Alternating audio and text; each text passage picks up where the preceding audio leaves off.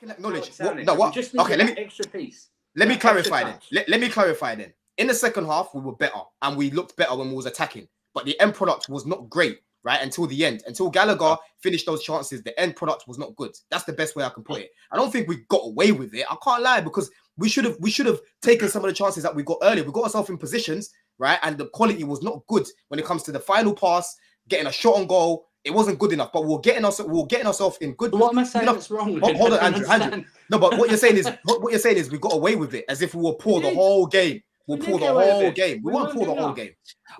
Guys, I want to go back to Kieran now. See if his mic's working now. You can hear me now? Perfect. Beautiful. Yeah. The first time I get headphones and they don't work, just typical. Yeah, headphones. Do you know what it is, mate? They probably do work. Anything that's Bluetooth based and StreamYard is atrocious. So yeah, atrocious. I know. The boys are talking here about Chelsea maybe not deserving it, getting a bit lucky, sort of stealing it at the end. Do you see it from that point of view, or do you believe you have value for your win tonight? 50-50, really. Chelsea stressed me out so much, it's untrue. It's honest to God, it's so stressful to watch. The first half was pathetic. It was the amount of players Crystal Palace are missing, and to not even get a shot on target, really. Like Gallagher missed one chance in the first half. The only really shot where we really had, but it was so bad in the first half. It was just passing the side to side. But I go back to it again. I keep saying it, and the 90,000 million time. Caicedo was like a third centre back. Enzo was playing nearly up as a striker. They're so far away from each other. And what happened in the second half? Two of them were closer together. Kind of brought on Kunku and Jackson together as well, which kind of made a difference. We had two like number 10s. We had more width with Gusto. He was banging in the crosses constantly in the second half. I just think Gusto's an absolutely amazing signing since he's came. He's done a great job filling in for Reece James. But I'll go back to it again. I actually do give Poch a small bit of credit for changing it in the second half, but it couldn't have been any worse. So, Johnny Winey could not have been any worse in the first half. As I said, Thiago Silva, I love him to absolute bits. He's brilliant. He's 39. He's doing an amazing job, but he's just too slow. Just way too slow for me. He gets the ball, he points left, right. No one's moving for him. You seen in the Aston Villa game when Paddy Shield, there was balls zipped into the midfield. They were turning, they were switching. There was basically none of that tonight, apart from the second half. And when he came off, I was actually kind of delighted because I thought Levi Cole would speed up the game a small bit. But I do feel sorry for him, sorry for Thiago Silva, because he gets a lot of unnecessary criticism. Maybe he is 39 at the end of the day, but he just slows the game down way too much. But Enzo and Caicedo, for the 1,000 million time, they need to play beside each other. There's too much of a gap. Way too much of a gap. And I'm as I said, I'm happy with the win, but we get 3 points. But if we play like that in the first half, City will be up 4 or 5 easily. Well, on the Caicedo point, I was saying in sort of my opening piece that it was another one of those games where he had some good moments and touches on the ball, but the way he gets caught in possession.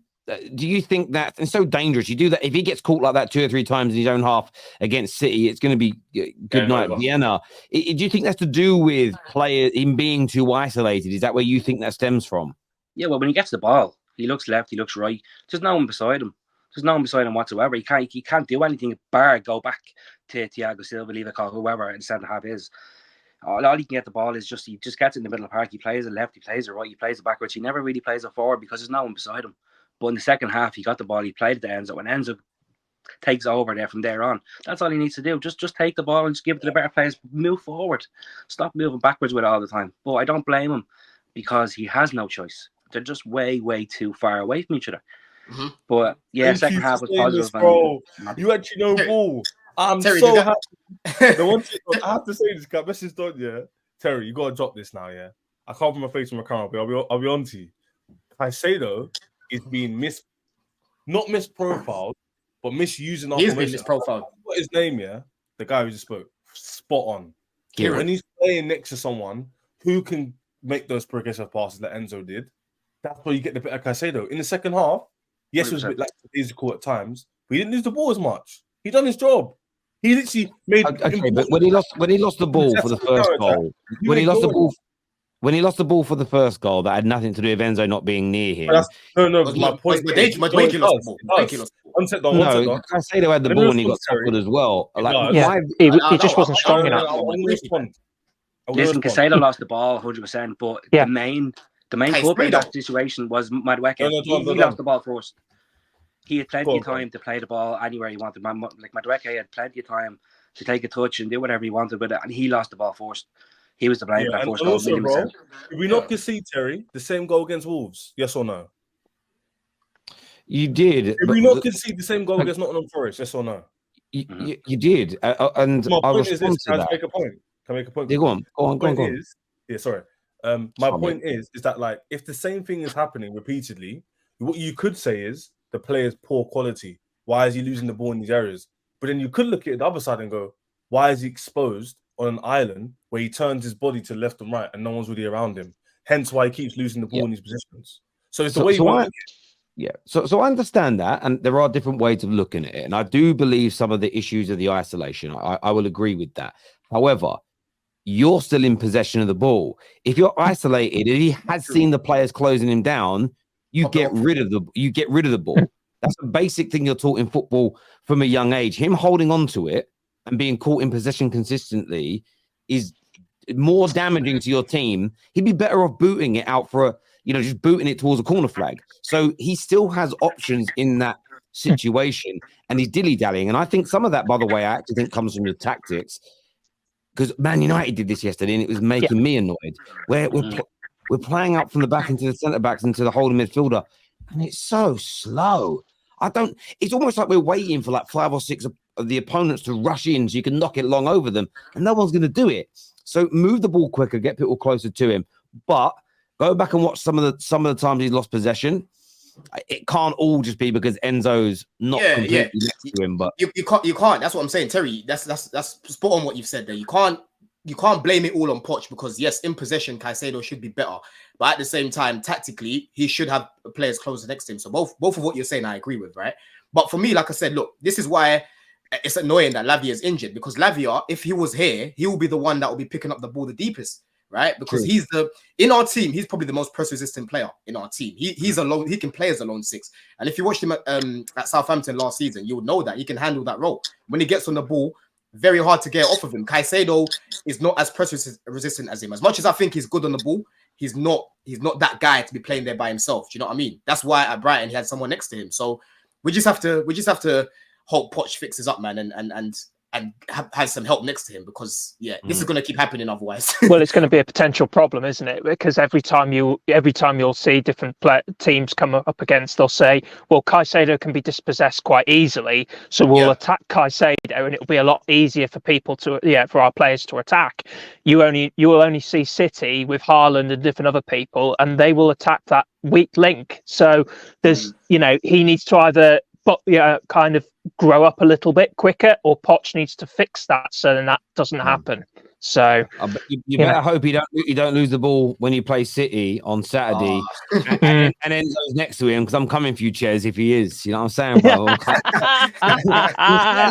if Enzo's within 10 meters of him, I'm coming for you. That's what I'm gonna do. Terry, are you saying we're going to have some of the ball on Saturday? You will. You'll have. Hang on, is it the Etihad, right? It is. Yeah, it's away. Oh, come on, it's Chelsea. the way, man. It's away. You know what? Let me. Go on, I'd love Chelsea to win that. Let me just say something. Yeah. Hang on, Andrew. Us having the ball doesn't count when we take our own kickoff. By the way, that doesn't count.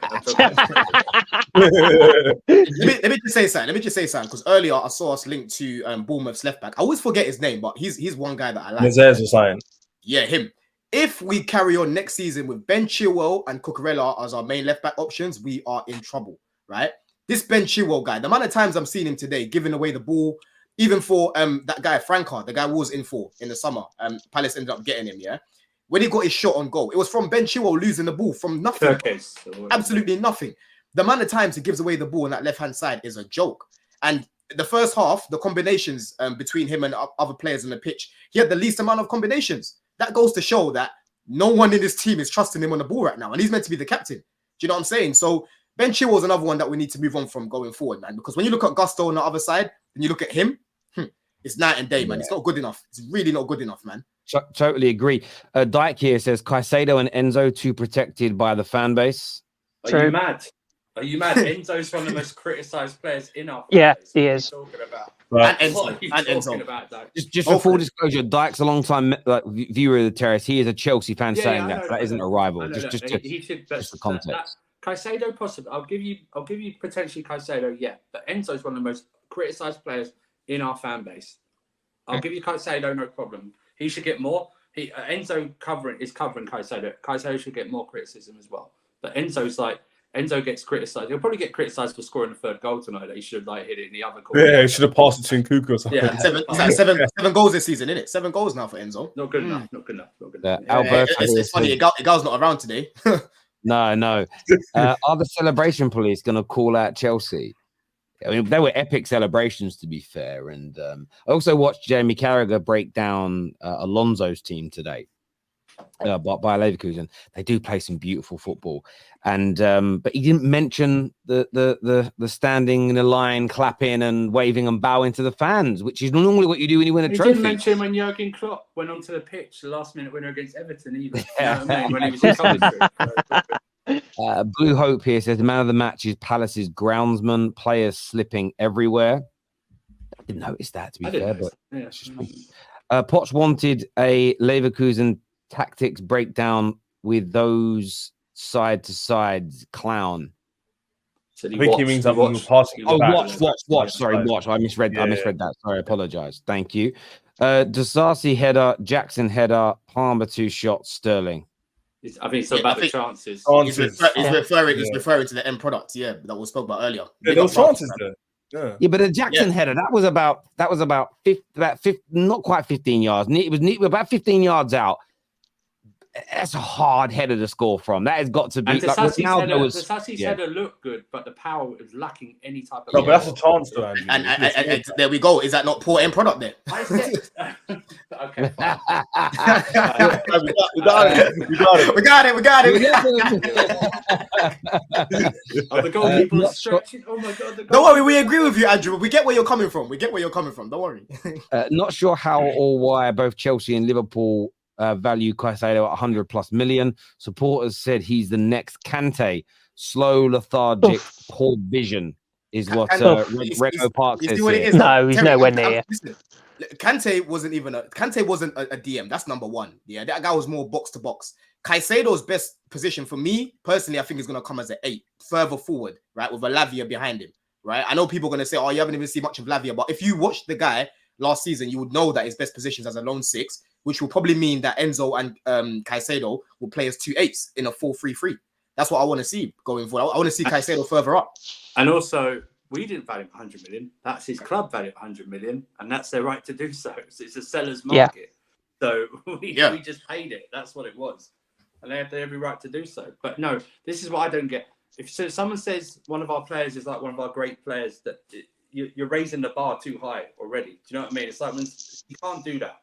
Just leave him to be the first Caicedo. That's all. Literally, yeah. Like Kante's a great man. You know what I mean? Yeah, you can't. Yeah. Kante's Kante. Look, Caicedo's got a lot of potential.